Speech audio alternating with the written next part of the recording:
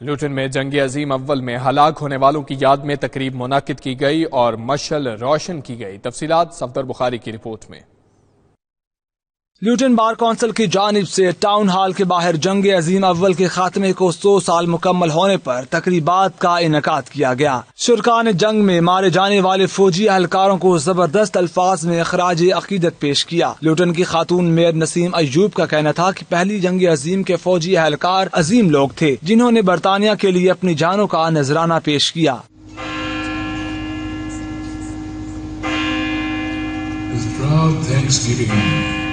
A mother for her children, England mourns for her dead across the sea.